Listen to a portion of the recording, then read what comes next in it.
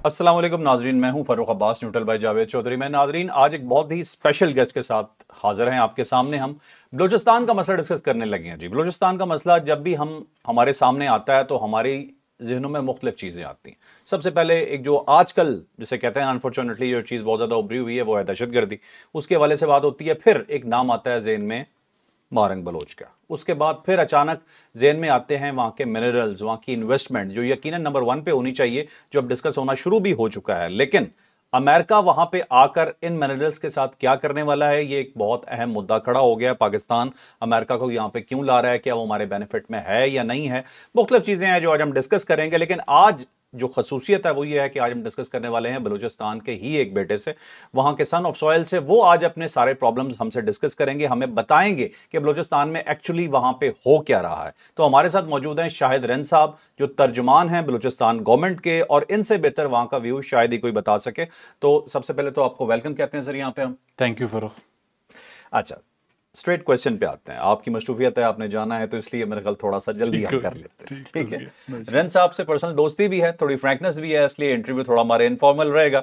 अच्छा, बलूचिस्तान का सबसे पहले तो ये बताइएगा कि मसला क्या है एक्चुअल में, बलूचिस्तान में हो क्या रहा है। Farrukh, thank you for having this question. Balochistan का मसला क्या है? मैं गुज़िश्ता 1.5 दहाई से जब मीडिया का हिस्सा था, यही एक सवाल हमें सुनने को मिलता था, बलूचिस्तान का मसला क्या है। बलूचिस्तान के मसले को अगर मैं और आप डिस्कस करें तो मेरी इस पे अपनी एक थॉट है। मैं इसे मसला नहीं समझता, ये एक चैलेंज है। अब सवाल ये है कि ये चैलेंज हफ्तों का है, महीनों का है या सालों का है। अगर हम हिस्ट्री में जाएंगे, मैं आपसे अगर हिस्ट्री पे बात करना शुरू करूं कि 47 से क्या शुरू हुआ और फिर आज 2024 तक, तो मेरा ख्याल है we need multiple series of the programmes. Story को थोड़ा सा शॉर्ट करता हूँ। बिल्कुल सही। शॉर्ट इस तरीके से करता हूँ कि 47 में पाकिस्तान बनता है। 48 में जब इल्हाक होता है रियासत कलात का पाकिस्तान के साथ, उस दौर से आज तक एक स्टोरी प्रिवेल करती है कि जी रियासत कलात का इल्हाक जो है वो पाकिस्तान के साथ जिबरी था। उसकी आर्ग्यूमेंट का जो लॉजिक दिया जाता है वो मीर गौस बख्श बेज़ंजो की बतौर वज़ीर आज़म रियासत कलात ऐवान ज़ेरी के वज़ीर आज़म के उनकी एक तकरीर है जिसमें वो इल्हाक की मुखालफत करते हैं। और एक और जस्टिफिकेशन दी जाती है कि प्रिंस अब्दुल करीम ख़ान ने उस वक्त बगावत की। ये दो लॉजिक्स दी जाती हैं। इस पूरे 48 से लेके 2005-6 तक इसका कोई काउंटर आर्ग्यूमेंट नहीं आता। ठीक है। हम देखते हैं कि काउंटर आर्ग्यूमेंट 2005 एंड 6 ऑनवर्ड्स, मैं जैसे काउंटर आर्ग्यूमेंट कहता हूँ, दैट इज़ द फेडरेशनिस्ट नैरेटिव। वो आना शुरू होता है जब बलूचिस्तान की पॉलिटिक्स में सरफराज बुगटी इमर्ज करते हैं, अनवारुल्ला काकड़ इमर्ज करते हैं। उसके बाद हमें लगता है कि काउंटर नैरेटिव आना शुरू होता है। फिर दोबारा जाता हूँ 48 पे, जो जो दो लॉजिक्स मैंने आपके सामने रखी। लेकिन कोई ये सवाल नहीं पूछता कि मीर गौस बख्श बेज़ंजो ने बतौर ऐवान ज़ेरी के वज़ीर आज़म जो तकरीर में रियासत की मुखालफत की, क्या उस इल्हाक के बाद 70 का आइन बनाते हुए वो उसके ख़िलाफ़ थे? नहीं थे। वो 70 का आइन जो बना पाकिस्तान का, जो मुत्तफ़िक़ आइन था, मीर गौस बख्श बेज़ंजो उस कमेटी के मेंबर थे। अपनी वफ़ात तक वो पाकिस्तान की पार्लिमानी पॉलिटिक्स का हिस्सा रहे। उनके पॉलिटिकल जानशीन मीर हासिल खान बेज़ंजो अपनी वफ़ात तक पाकिस्तान की पॉलिटिक्स का हिस्सा रहे। आज उनकी जमात नेशनल पार्टी पाकिस्तान के पार्लियामेंट्री फ्रेमवर्क में मौजूद है। इस आर्ग्यूमेंट को तो सब बताते हैं कि उन्होंने रियासत कलात के इलाके पाकिस्तान की मुखालफत की, लेकिन कोई ये नहीं बताता कि उसके बाद उन्होंने इसी रियासत पाकिस्तान को तस्लीम किया और उसी की पार्लिमान में बैठे और उन्होंने बलूचिस्तान के हुकूक के लिए एक आइनी जद्दोजहद under the framework of the constitution और under the framework of the Pakistan की। ये कोई नहीं बताता।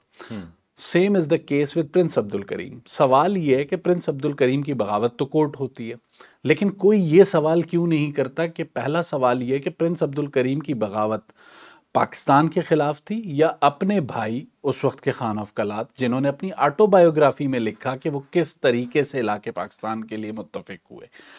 बेसिकली प्रिंस अब्दुल करीम अपने भाई के फैसले के खिलाफ गए और उन्होंने बगावत करके वो जहां गए दैट वाज अफगानिस्तान। और ये कोई नहीं बताता कि अफगानिस्तान जो है वो प्रिंस अब्दुल करीम का ससुराल था, उनकी वाइफ का ताल्लुक वहां से था। ठीक है।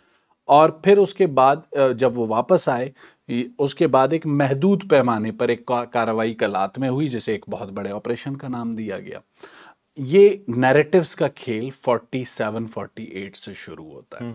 मेरी ओपिनियन में इन नैरेटिव्स में हमेशा एक नेशनलिस्ट स्कूल ऑफ थॉट का जो नैरेटिव है उसने प्रिवेल किया, लेकिन जो फेडरेशन का काउंटर नैरेटिव था वो कभी भी स्ट्रेंथन इसलिए नहीं हो सका कि नेशनलिस्ट जो पॉलिटिकल थॉट्स थी उनके सामने बज़ाहिर जो फेडरेशनिस्ट थे वो जमालीज थे, खोसाज थे, रिंद रहे और भी लोग रहे जिन्होंने फेडरेशन की पॉलिटिक्स की, लेकिन उन्होंने कभी नेशनलिस्ट स्कूल ऑफ थॉट को चैलेंज नहीं किया। 2005-6 ऑनवर्ड्स हमें नजर आता है कि सरफराज बुगटी की सूरत में, अनवारुल हक काकड़ की सूरत में उस नेशनलिस्ट स्कूल ऑफ थॉट को भी चैलेंज किया गया और उस चीज़ों को भी चैलेंज किया गया जो कि सेपरेटिस्ट चीज़ों को लीड करते हैं।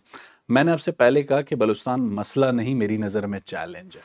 देखें, बलूचिस्तान चैलेंज इसलिए है कि आप खुद ये देखें कि 7th NFC अवार्ड से पहले बलूचिस्तान के पास क्या इतनी रकम थी कि वो निस्फ पाकिस्तान को डेवलप कर सके। 7th NFC अवार्ड के बाद बलूचिस्तान को एक ह्यूज फंडिंग मिली। Credit goes to that times political leadership, Mian Muhammad Nawaz Sharif हों, आसिफ अली जरदारी साहब हों, मियां शहबाज शरीफ साहब हों, खैबर पख्तूनख्वा की हुकूमत हो। 7th NFC अवार्ड में उन सब ने अपने अपने हिस्से से जिसे कहते हैं सेविंग्स को या कट लगाकर बलूचिस्तान का शेयर बढ़ाया। 7th NFC award onwards Balochistan कम अज कम अपने फाइनेंशियल इश्यूज का जिम्मेदार इस्लामाबाद को नहीं ठहरा सकता। अब 7th NFC अवार्ड ऑनवर्ड्स जो हुकूमतें आई उन्होंने उन रिसोर्सेज के साथ क्या किया। हमारे पास अगर हम पिछले 3 से 4 बजट्स का जायजा लेते हैं फरोख, हमारे पास डेवलपमेंट के लिए तकरीबन 180 से 200 या 225 अरब रुपए PSDP के बनते हैं अगर हम पिछले 3 से 4 गवर्नमेंट्स के बजट के ब्रेकडाउन्स को देखते हैं। लेकिन बड़ी इंटरेस्टिंग बात आपको बताऊंगा कि हम कभी भी वो 200 अरब भी पूरा खर्च नहीं कर सके। ये हमारी इनकॉम्पिटेंस थी। पहली मर्तबा इस मौजूदा हुकूमत ने 99.9% स्पेंडिंग की है, वरना इससे पहले जो हाईएस्ट परसेंटेज थी दैट वाज 60%। ठीक है। और ये स्पेंडिंग कहां पे हुई? मतलब बलूचिस्तान में मुख्तलिफ जगहों पर। बलूचिस्तान में जो चैलेंज है बेसिकली वो गवर्नेंस का है। बलूचिस्तान में जो चैलेंज है वो करप्शन का है। बलूचिस्तान में जो चैलेंज है वो एक सबसे बड़ा जो चैलेंज है वो लॉ एंड ऑर्डर है। ठीक है। गुज़िश्ता 2 दहाइयों में हालिया जो मूवमेंट है या जो हालिया आप उसे दहशतगर्दी कह सकते हैं या जो सेपरेटिस्ट मूवमेंट है, गुज़िश्ता 2 दहाइयों में 3 से 4 असेंबलियां गुजर चुकी हैं। इन 4 असेंबलियों के जो चीफ एग्जीक्यूटिव्स बतौर चीफ मिनिस्टर रहे, उनकी कोलिशन गवर्नमेंट्स रहीं, उनकी एक अप्रोच ये थी कि ये लड़ाई जो दहशतगर्द कर रहे हैं ये सिक्योरिटी फोर्सेस और दहशतगर्दों के दरमियान है। अच्छा। इस 2 दहाइयों में सूबे की हुकूमत के पास कोई ऐसी पॉलिसी नहीं थी कि how to counter this terrorism, how to counter this narrative. मौजूदा सूबाई हुकूमत पहली मरतबा वज़ीर आला बलूचिस्तान सरफराज बुगटी की सरबराही में एक चीज़ पर बहुत क्लियर है कि ये लड़ाई जो है whole of the nation approach के साथ लड़नी है, पॉलिटिकल ओनरशिप के साथ लड़नी है। उसके साथ साथ इस सूबाई हुकूमत ने अपना एक प्रोविंशियल एक्शन प्लान तरतीब दिया है। प्रोविंशियल एक्शन प्लान के हम फेज 1 में दाखिल हुए हैं तो हमें चीखें सुनाई दे रही हैं। ओके। ठीक है। रीजन क्या है कि जो काम गुज़िश्ता 2 दहाइयों में काउंटर टेररिज्म में नहीं हुआ वो अब आपने करना शुरू किया है, तो उसका रिजल्ट आने में थोड़ा टाइम लगेगा। चीफ मिनिस्टर 2 चीजों पे बहुत वाजे हैं सरफराज बुगटी कि kinetic domain is the responsibility of the security forces, paramilitary forces and the forces which are under provincial government. Paramilitary forces में FC है जिसकी खिदमात बलूचिस्तान हुकूमत ने फेडरल गवर्नमेंट से ली हुई हैं। उसके अलावा बलूचिस्तान के पास अपनी हुकूमत के पास पुलिस है, लेवीज है, CTD है, SOW है।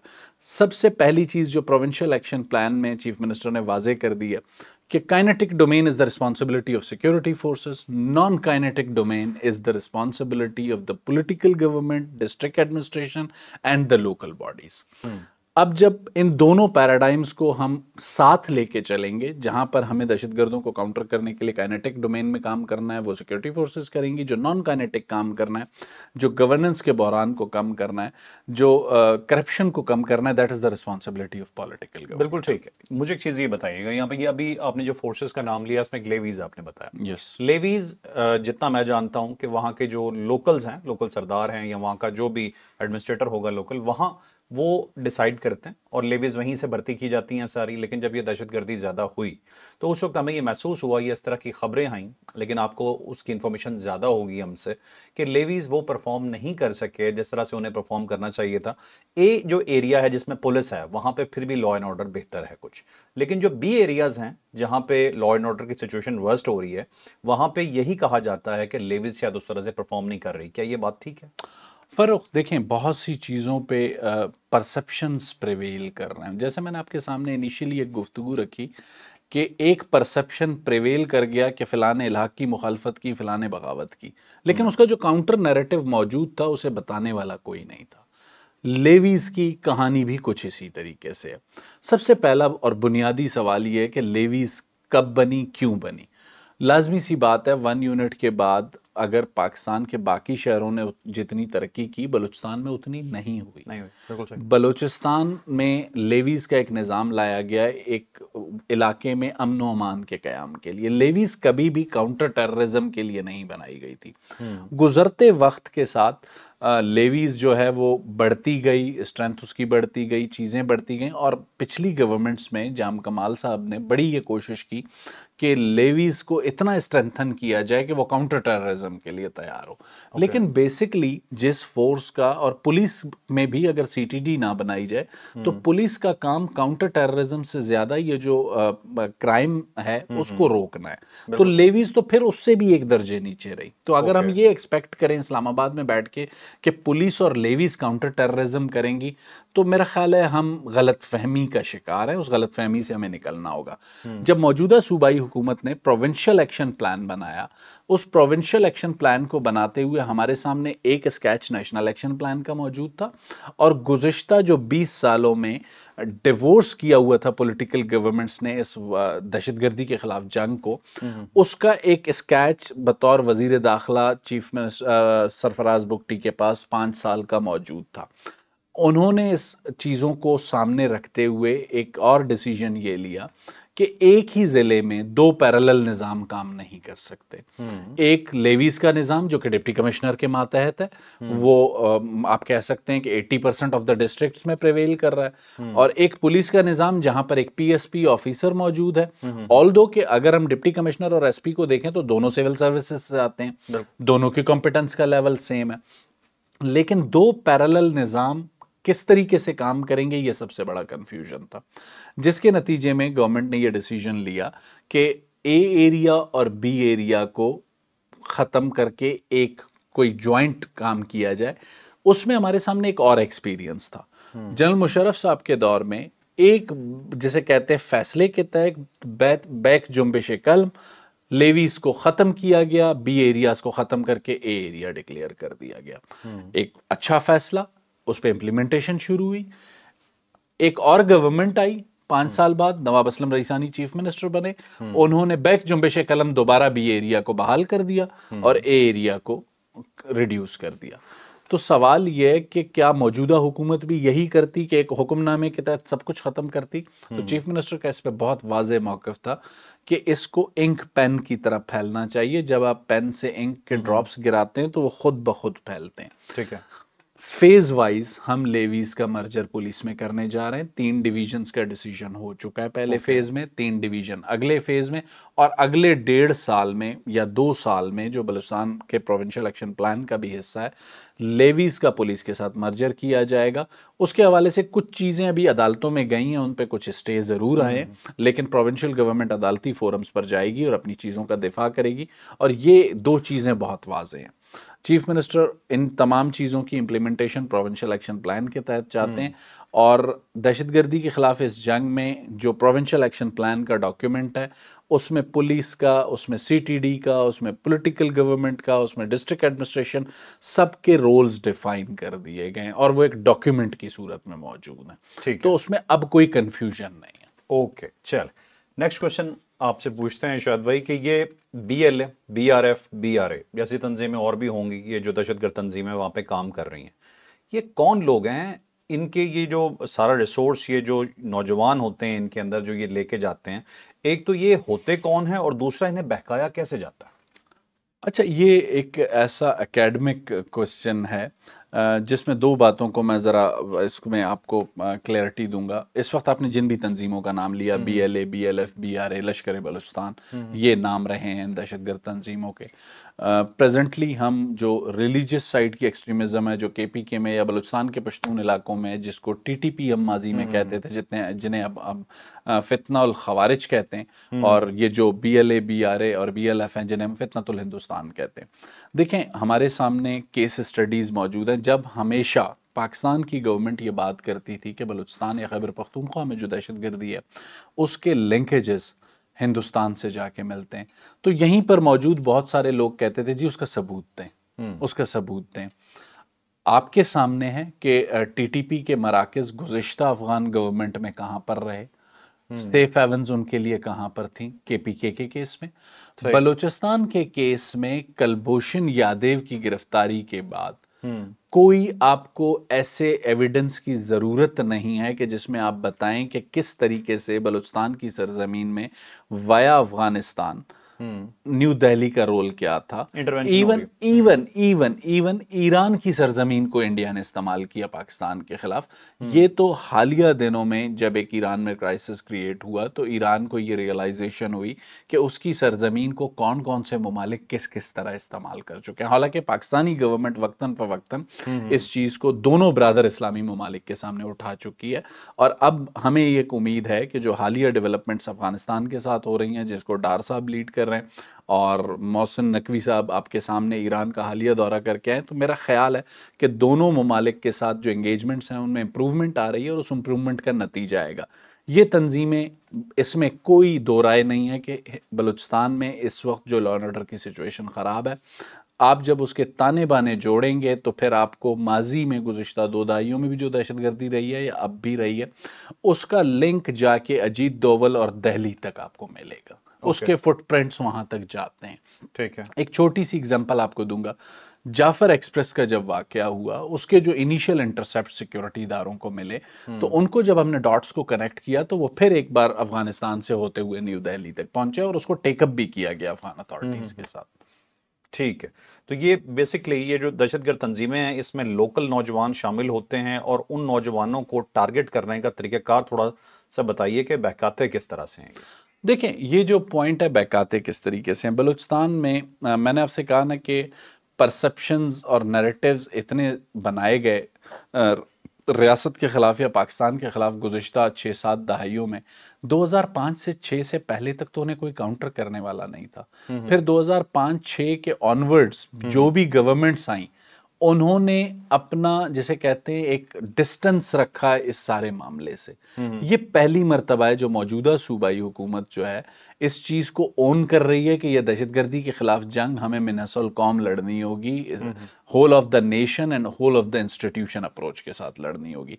इनको रिक्रूटमेंट्स मिलने की जो मिसाल दी जाती है, एक आर्ग्यूमेंट इस्टेब्लिश किया जाता है कि जी बलूचिस्तान में लेस डेवलपमेंट है जिसकी वजह से ये इस तरह की चीज़ें सामने आती हैं। बलूचिस्तान में इस वक्त जो एक इलाका है जिसे तुर्बत कहते हैं, मिलिटेंसी के हवाले से वहाँ पर एक राइज हम देखते हैं। गुज़िश्ता 1.5 दहाई में सबसे ज़्यादा अगर डेवलपमेंट कहीं हुई है तो वो तुर्बत में हुई है। ओके, लेकिन आज अगर हम मिलिटेंसी को भी देखते हैं तो उसमें सबसे ज़्यादा तुर्बत इफेक्टेड नज़र आता है। ठीक है, तो अगर तो सिर्फ डेवलपमेंट की वजह से था, तो गुज़िश्ता 1.5 दहाई में तुर्बत मॉडल टाउन बन चुका है, तुर्बत में यूनिवर्सिटी बन चुकी है, तुर्बत में मेडिकल कॉलेज बन चुका है, तुर्बत में सी पैक का रोड गुजर रहा है, तुर्बत में लॉ कॉलेज बन चुका है। तो तुर्बत में तो फिर इन तमाम चीज़ों में कमी आनी चाहिए थी। तो ये जो लेस डेवलपमेंट या बैड गवर्नेंस का, ये एक ज़रूर, इससे कोई दो राय नहीं है कि bad governance, corruption, less development, ये एक जैसे कहते हैं वन ऑफ द रीजंस होते हैं जो इन तंजीमों को एक ह्यूमन रिसोर्स प्रोवाइड करते हैं। ठीक है। लेकिन अगर हम कहें whole sole this is the reason, ये गलत है। इस वक्त बलूचिस्तान में जो लॉ एंड ऑर्डर का चैलेंज है, उसमें अगर इंडियन इन्वॉल्वमेंट ना हो तो आप इसको आधे से ज्यादा समझें कि रिड्यूस कर सकते हैं। ठीक है, ठीक है, चलें। मुझे एक चीज़ इसमें ये बताइएगा कि यहाँ पे लोकल्स जो हैं, जो बलूचिस्तान के लोकल लोग हैं, उनके दरमियान में क्या इन दहशत गर्दों के कोई सपोर्ट मौजूद है? कुछ एलिमेंट्स हैं जो इन्हें सपोर्ट करते हैं, चाहे उन्हें पैसा मिलता है या वो उनकी और कोई सिंपैथीज इनके साथ हैं, कुछ इस तरह का सिलसिला है? देखें, बलूचिस्तान में ये जो दहशतगर्द हैं, सबसे पहला सवाल इनकी तादाद कितनी है। चलें, for the sake of argument हम कहते हैं कि ये चंद हजार होंगे। चंद हजारों को चंद 100 लोगों की मदद, क्या बलूचिस्तान की पूरी अवाम इनके साथ है? ऐसा नहीं है। एक छोटा सा आर्ग्यूमेंट ये है कि इस वक्त बलूचिस्तान में सबसे बड़ा जो चैलेंज है वो इन दहशतगर्द तंजीमों के साथ साथ इनके कुछ सॉफ्ट फेसेस का। ओके। देखें, चीफ मिनिस्टर बलूचिस्तान असेंबली में रिकॉर्ड पर कह चुके हैं, क्या इन दहशतगर्द तंजीमों के रिप्रेजेंटेटिव्स इस्लामाबाद में आके प्रेस कॉन्फ्रेंस कर सकते हैं? क्वेटा में खड़े होके जलसा जुलूस कर सकते हैं? सामने नहीं आ सकते? नहीं आ सकते। तो they have some front faces, they have some well wishers जो आते हैं, इस्लामाबाद में भी आते हैं, क्वेटा में भी आते हैं और हर जगह जाते हैं। लेकिन बड़े अफसोस के साथ ये कहना पड़ता है कि बहुत से ऐसे लोग इस्लामाबाद या कराची में भी मौजूद हैं जो आज भी ये कंफ्यूजन क्रिएट करते हैं कि ये लोग अपने हुकूक के लिए आए।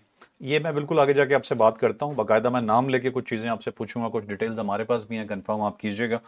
अभी मुझे ये बताइए कि भत्ता, वहाँ पे एक आवाज़ उठती है कि भत्ता लिया जा रहा है, ये दहशतगर्द तंजीमें वहाँ पे लोगों को ब्लैकमेल करती हैं, डराती हैं और भत्ता लेती हैं, ये बात दुरुस्त है? अच्छा, दो चीज़ें आप देखें, भत्ते की जो बातें हैं मैं उससे बिल्कुल डिनाई नहीं करूँगा। माइंस एरियाज़ में, जो माइनिंग एरियाज़ क्वेटा की सराउंडिंग्स में हैं, उससे बाकायदा भत्ता लिया जाता है इन तंजीमों की जानिब से, उसके रिकॉर्ड्स मौजूद हैं, उसकी तमाम चीज़ों पे हम काम कर रहे हैं। इस वक्त मैं वो चीज़ें डिस्क्लोज नहीं कर सकता ऑन कैमरा जो काम इस वक्त FIA कर रही है या जो प्रोविंशियल एक्शन प्लान के तहत हो रहा है। लेकिन ऐसा नहीं है कि रियासत अब बिल्कुल गाफिल बैठी है। मैंने आपसे कहा कि पॉलिटिकल ओनरशिप के साथ मौजूदा सूबाई हुकूमत आगे बढ़ रही है। ये जो भत्ते की पर्चियाँ, एक छोटी सी एग्जाम्पल आपको और दूंगा। आपने देखा होगा कि हालिया दिनों में दो चीज़ों पर बहुत चीखो पुकार है कि जी बलूचिस्तान में बॉर्डर्स बंद कर दिए गए। डीजल ईरान से स्मगल होता था, बिल्कुल होता था, इससे कोई दो राय नहीं है। जब पाकिस्तानी ऑयल मार्केटिंग कंपनियों के फुटप्रिंट्स नहीं होंगे, तुर्बत में नहीं होंगे, चागी में, तो लोगों को जो पेट्रोल चाहिए या डीजल चाहिए वो ईरान से आएगा, लोग अल्टरनेटिव ढूंढ लेंगे, लोग अल्टरनेटिव ढूंढेंगे। अच्छा, उस अल्टरनेटिव की गवर्नमेंट ने एक परमिशन दी हुई थी, लेकिन जितनी रिक्वायरमेंट उन एरियाज की थी उससे ज्यादा आ रहा था। मिसाल आपको इस तरह दूंगा कि अगर माजी में दिन में 750 गाड़ियां आ रही थी तो आज बड़ी मुश्किल से 70 आ रही हैं। इतना हमने रिड्यूस किया। इस स्मगलिंग को जब रिड्यूस करना शुरू किया गवर्नमेंट ने, तो आप ये देखें बलूचिस्तान में मुख्तलिफ जिलों में बैंक लूटने का अमल शुरू होता है। ओके। इट्स मीन कि वो जो स्मगलिंग से हासिल होने वाली आमदनी थी, गो के उसे लोकल्स के नाम पे लाया जाता था, लेकिन उसका इफेक्ट, उस पैसे की जो मूवमेंट है वो बहुत सी जगहों पे हो रही थी, इन दहशतगर्द तंजीमों तक भी जा रही थी। मतलब ये इनका बिजनेस था। देखें, ये चीजें एविडेंट हैं। अब बैंक लूटने का जो अमल शुरू हुआ वो क्यों शुरू हुआ? इट्स मीन कि आपने कहीं पे पीछे ऐसी रोक टोक लगाई है जिसके नतीजे में उनके फाइनेंसेस डिस्टर्ब हुए हैं, तो अब वो बैंकों को लूटना शुरू हो चुके हैं। ओके, ठीक है। ये दहशत गर्दी पे काबू पाना वहां पे बेसिकली, एक तो मैं ये नजर आ रहा है कि मतलब बहुत वास्ट एरिया है, आधे पाकिस्तान के बराबर तकरीबन बलूचिस्तान की सरजमीन है। काबू पाना मुश्किल क्यों हो रहा है? क्या वजह है कि 1.5 दहाई 2 दहाइयों से आप बता रहे हैं कि तब से तो हमारी नज़र पड़ चुकी है, उससे पहले चलो हम इतना गौर नहीं करते थे, या हम एक जिसे कहते हैं एक चीज़ चल रही है तो चलने दी जा रही थी, लेकिन अभी उसे सीरियस भी लिया जा रहा है। इसे काबू करना मुश्किल क्यों हो रहा है? क्या वजह? आए दिन खबर आती है कि खुदा न खास्ता अटैक हो गया, ब्लास्ट हो गया, कभी पंजाबियों को रोक के वहां पे गोली मार दी जाती है, कभी पता चलता है किसी मेजर की शहादत हो रही है, क्वेटा के अंदर वाकयात हो रहे हैं, ये रुक क्यों नहीं रहा? फरुख, देखें, मैंने आपसे पहले जो एक आर्ग्यूमेंट स्टैब्लिश किया कि कोई भी जंग, कोई भी फोर्स लड़ने जाए, उसे जब तक पॉलिटिकल ओनरशिप हासिल ना हो वो फोर्स सरवाइव नहीं कर सकती। हम एक छोटी सी मिसाल लेते हैं। खैबर पख्तूनख्वा में जब हमने दहशतगर्दी के ख़िलाफ़ कार्रवाइयाँ शुरू की तो अवामी नेशनल पार्टी ने उसे पॉलिटिकली ऑन किया, जिसके नतीजे में आपकी सिक्योरिटी फोर्सेस ने स्वात में और दीगर इलाकों में चीज़ों को मेंटेन किया। बलूचिस्तान में गुज़िश्ता 2 दहाइयों से जो दहशतगर्दी है उस पर एक परसेप्शन सबसे पहला ये बनाया जाता है कि जी ये 2006 में जब नवाब अकबर खान बुगटी का वाक़या हुआ उसके बाद बलूचिस्तान में आग भड़क उठी। ये भी एक नैरेटिव है, जिस तरह मैंने आपके सामने 48 का एक नैरेटिव रखा और यही नैरेटिव प्रिवेल करता है, आपके सामने भी प्रिवेल करता है, इस्लामाबाद में भी प्रिवेल करता है, कराची में भी। लेकिन कोई ग्राउंड चेक और फैक्ट चेक नहीं करता कि नवाब अकबर खान बुगटी ज़रूर एक बड़ी शख्सियत होंगे बलूचिस्तान के, लेकिन उनका वाक़या 2006 में होता है। पहला फरारी कैंप डेरा बुगटी में पेशीनी के मकाम पे सन 2000 में बनता है। ठीक है। तो ये वो फैक्ट्स हैं जो जिन पर डिस्कशन नहीं होती। आपने जो अभी बात की कि स्ट्रेंथ, देखें, जिस सूबे में 2 दहाइयों तक एक दहशतगर्दी के खिलाफ जंग को पॉलिटिकली ऑन ना किया गया हो, एक साबिक वजीर आला फ्लोर ऑफ द असेंबली खड़े होकर कहे कि ये हमारे बच्चे हैं, आईजी साहब आप इन्हें हाथ नहीं लगा सकते, तो फिर वो फोर्स कैसे काउंटर टेररिज्म करेगी? This is the very first time जब chief minister Balochistan Sarfraz Bugti is leading from the front, और आज भी कोई उनकी जितनी भी गवर्नमेंट की मसरूफियात हों, कितनी भी पॉलिटिकल मसरूफियात हों, लेकिन अगर कोई जवान शहीद होता है या ऑफिसर शहीद होता है, वो सबसे पहले दिन उसके फैमिली के पास जाते हैं। ठीक है। तो इस बार पहली मर्तबा हमने इंटेलिजेंस बेस्ड ऑपरेशंस को जो स्टार्ट किया है उसमें प्रोविंशियल एक्शन प्लान के तहत सिर्फ एफसी का रोल नहीं है, उसमें लेवीज का भी रोल है, उसमें पुलिस का भी रोल है, उसमें डिस्ट्रिक्ट एडमिनिस्ट्रेशन का भी रोल है। तो जब इंटेलिजेंस बेस्ड ऑपरेशंस एक सिनर्जी के साथ होंगे तो उसका रिजल्ट आएगा। ठीक है। सरदारी निज़ाम बहुत बात की जाती है वहाँ पे, क्या सरदारी निज़ाम इस वक्त भी बलूचिस्तान में फ़ाल है या लोग अब उससे बगावत कर चुके हैं और उससे निकलना चाह रहे हैं, क्या कहते हैं? देखें, 2 आर्ग्यूमेंट्स हैं, एक होता है कबायली निज़ाम, एक होता है सरदारी निज़ाम, और वक्त के साथ साथ कबायली निज़ाम पे सरदारी निज़ाम ने बलूचिस्तान में प्रिवेल किया। अगर तो ये कबायली निज़ाम होता तो फिर भी उसमें बहुत सी चीज़ें बहुत इम्प्रूव कर सकते थे, लेकिन कबायली निज़ाम को जब सरदारी निज़ाम ने टेक ओवर किया तो उन सरदारों ने गुज़िश्ता 6 से 7 दहाइयों में इस्लामाबाद के सामने एक परसेप्शन रखी कि आप हमसे डील करें, इस कौम के साथ हम खुद डील कर लेंगे। बिल्कुल सही। और लेट मी कन्फेस दिस, जहाँ पे कुछ गलतियाँ फेडरेशन से भी हुई होंगी, हर दौर में ये हुआ कि चंद सरदारों के साथ बात करके, और इसका भी एक बड़ी केमिस्ट्री है, इसको अगर आप समझने की कोशिश करें फरुख, बलूचिस्तान में बड़ा दिलचस्प है। आप अगर पिछली 3-4 मूवमेंट्स को और रेजिस्टेंस को पढ़ें और उसको समझने की कोशिश करें तो आप हैरान होंगे कि एक भाई जो है वो मिलिटेंसी को लीड कर रहा होता था, तो उनके चचाजाद भाई जो है ना वो पाकिस्तान की एक फेडरेशनिस्ट पार्टी में सूबे के वजीर आला बने होते थे या फेडरल गवर्नमेंट में फेडरल मिनिस्टर बने होते थे। ठीक है। तो एक ही फैमिली के 2 लोग थे, एक ने पहाड़ का रुख किया हुआ था, दूसरा पार्लियामान में बैठा हुआ और था, दोनों मिले होते।